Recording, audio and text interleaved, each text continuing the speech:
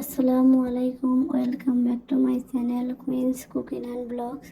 আশা করি বন্ধুরা তোমরা সবাই ভালো আছো। আজকে আমি তোমাদের তৈরি করে দেখাবো আলু দিয়ে কবুতরের মাংস রান্না।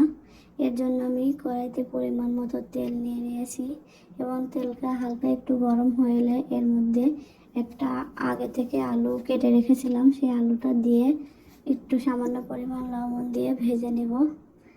আলুটা ব্রাউন কালার হওয়া পর্যন্ত অপেক্ষা করব। আলুটা আমার হয়ে এসেছে, এবার আমি আলুটাকে উঠিয়ে নেব।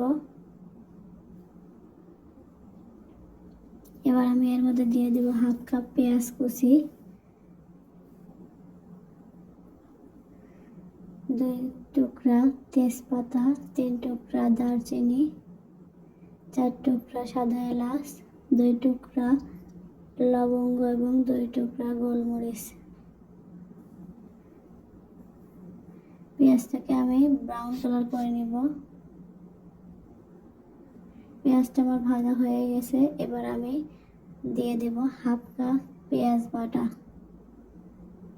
পেঁয়াজ বাটাটা দিয়ে একটু নেড়ে চেড়ে পেঁয়াজের কাঁচা গন্ধটা দূর করার জন্য একটু অ্যাড করব। পেঁয়াজের কাঁচা গন্ধটা দূর হয়ে গেলে এবার আমি বাকি বাটা মশলাগুলো অ্যাড করব।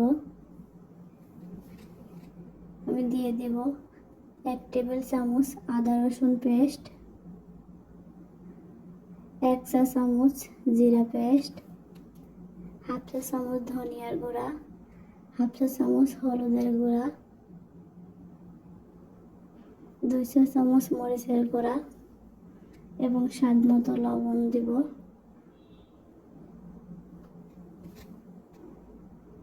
একটু পানি দিয়ে মশলাটাকে কষিয়ে নেব।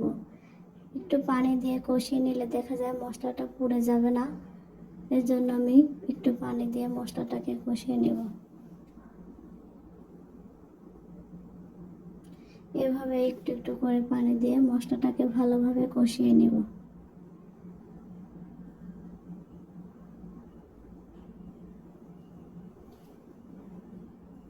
যত সুন্দর করে মশলাটাকে কষাবেন রান্নাটা আসলে তত মজা হয়। একটু সময় নিয়ে কষাবেন। মশলাটা কষানো হয়ে গেছে, এবার আমি কবুতরের মাংসটা দিয়ে দেব। এখানে আমি 2টা কবুতরের মাংস নিয়েছি, আগে থেকে ভালো করে ধুয়ে পরিষ্কার করে রেখেছিলাম। এবং মাংসটাকে ভালোভাবে কষিয়ে নেব।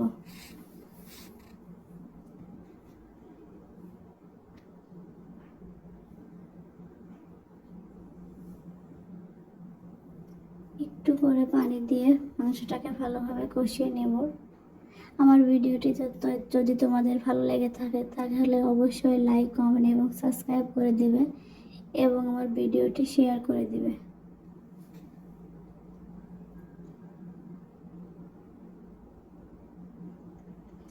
আমার মাংসটাকে কষানো হয়ে গেলে এবার আমি আগে থেকে ভেজে রাখা আলু দিয়ে দেব।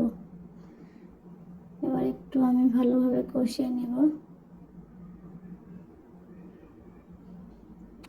যে কোনো তরকারি হোক, মাংস হোক, আপনি যত ভালো করে কষাবেন তত স্বাদ ভালো হবে। একটু সময় নিয়ে করবেন।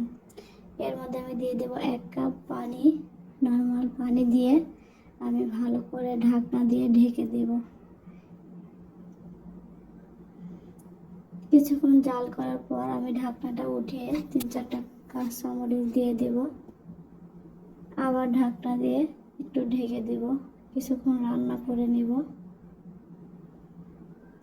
আমার রান্নাটা প্রায় হয়ে এসেছে। এই পর্যায়ে আমি দিয়ে দেব হাফ চা চামচ গরম মশলার গুঁড়ো দিয়ে ভালোভাবে নেড়ে চেড়ে আর একটু কষিয়ে নেব। জলটাকে একটু কমিয়ে নেব।